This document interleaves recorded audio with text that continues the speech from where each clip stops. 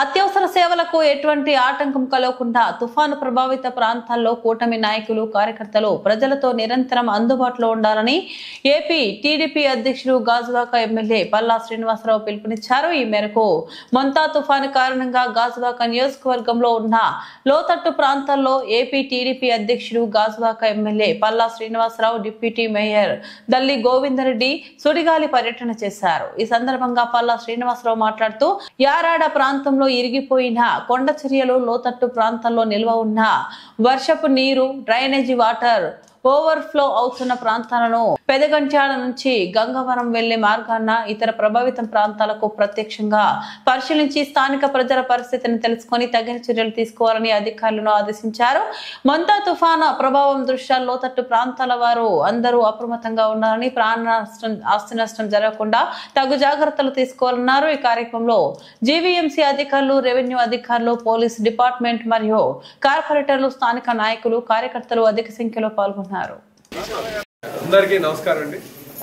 మొంతా తుఫాన్ సందర్భంగా మేము గాజువాక ప్రాంతంలో ముఖ్యంగా పెద్దగంట్యాడలో ఉన్నటువంటి ఆ ముంపు ప్రాంతాలు, అలాగే గంగవరం ఈ నీరు నించుడిపోవడం వల్ల రోడ్డు పాడైపోయినటువంటి ప్రాంతం, అలాగే యారాడ్లో ఆ సముద్ర తీర ప్రాంతం, అవే కాకుండా రీహాబిలిటేషన్ సెంటర్స్ అన్నీ కూడా మరి ఈరోజు అధికార యంత్రాంగంతో వెళ్ళి సందర్శించడం జరిగిందండి. ముఖ్యంగా ఈ రోడ్డుపైకి నీరు రావడానికి అంటే బ్యాక్ వాటర్ కారణం ఏవైతే ఈ డ్రైన్స్ అన్నీ చోక్ అయిపోయి, లేకపోతే ఆ డ్రైన్ వాటర్ అంటే ఈ వరద నీరుకు సరిపడేటువంటి కల్వర్ట్ డిజైన్ కావచ్చు, ఇలాగా కొన్ని సమస్యలతో రోడ్డుపైకి నీరు వస్తుందండి.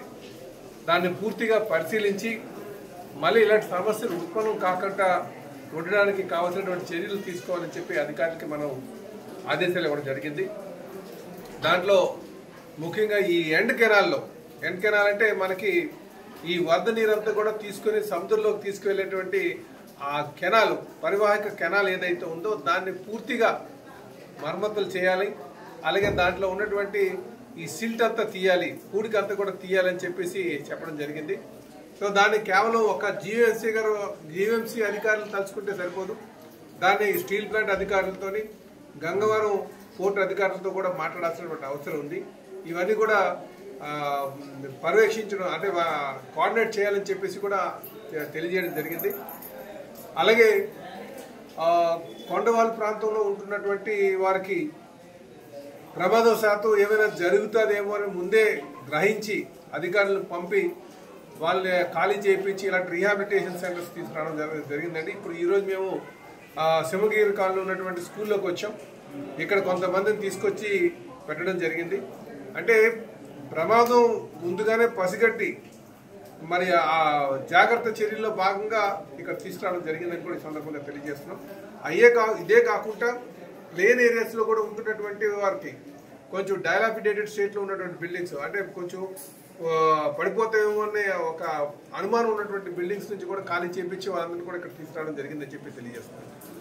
ఇవే కాకుండా మనకి గత అనుభవం నుంచి తెలుసుకుంటే హరిజన్ జగ్గేపాలెంలో ముంపు గురైనటువంటి ప్రాంతం ఉంది, అలాగే కుంచుబాంబు కాలనీలో ఉంది. ఇదే కాకుండా ఈ పెదగంట్యాడలో ఉన్నటువంటి housing colony, rickshaw colony, Ramachandra Nagar వీటిలో కూడా గతంలో ముంపుకి గురైనటువంటి దాఖలాలు ఉన్నాయి. వాళ్ళని కూడా అలర్ట్ చేసి ఆ ప్రాంతంలో ఈ రీహాబిలిటేషన్ సెంటర్స్ కూడా ఏర్పాటు చేయడం జరిగిందని చెప్పి తెలియజేస్తున్నాండి. కనుక మేము అదే కాకుండా మా కార్యకర్తలు, నాయకులు, కూటమి పార్టీ నాయకులందరికీ కూడా వాళ్ళ ప్రాంతాల్లోనే కొంచెం అలర్ట్గా ఉండి అక్కడ ఉన్నటువంటి సమస్యలను తెలుసుకోవాలని చెప్పి తెలియజేయడం జరిగిందండి. దీంతో పాటు సచివాలయం స్టాఫ్, జీవీఎంసీ, పోలీస్, మిగతా డిపార్ట్మెంట్స్ అన్నీ కూడా కలిపి ఏపీఈపీడీసీలు ఎలక్ట్రికల్ డిపార్ట్మెంట్ కూడా గత హుదూద్ అనుభవం నుంచి మనకు తెలిసింది ఏంటంటే పవర్ ఎక్కువగా ఎఫెక్ట్ అవుతుంది ఎక్కువగా ఈదురుగాలికి. సో వాళ్ళని కూడా మనం అలర్ట్ చేయడం జరిగింది.